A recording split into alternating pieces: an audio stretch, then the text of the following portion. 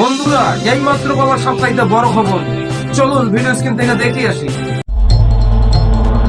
একসময় বাংলাদেশের সঙ্গে ভারতের মাখামাখি সম্পর্ক থাকলেও সেটি এখন আর নেই। শেখ হাসিনা পতনের পর অবনতি হয় সম্পর্কের। কথিত ভালো সম্পর্কের আড়ালে বাংলাদেশ থেকে একতরফা ফায়দা লুটেছিল ভারত। আগে যখন তখন সীমান্তে হত্যাকাণ্ড ঘটাতো তারা, কিন্তু 5 আগস্টের পর পাল্টে গেছে সে চিত্র।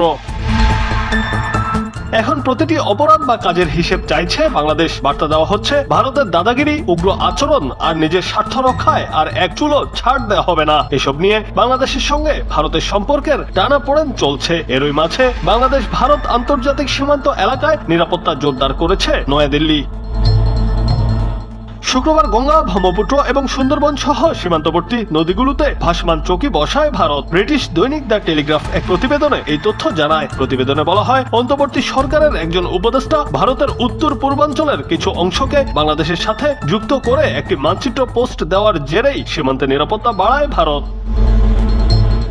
ভারতের সীমান্তরক্ষী বাহিনীর একটি সূত্র জানায়, সীমান্ত এলাকাগুলোতে সার্বক্ষণিক টহল চলছে। নতুন ভাসমান চৌকিগুলো টহলে সাহায্য করবে।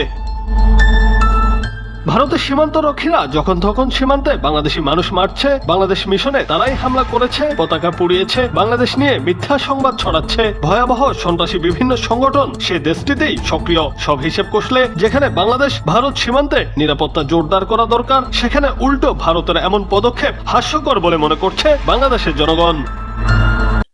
বন্ধুরা, এরকম আরো নিত্য নতুন আপডেট খবর পেতে আমাদের ইউটিউব চ্যানেলটি সাবস্ক্রাইব করে আমাদের সাথেই থাকবেন। ধন্যবাদ।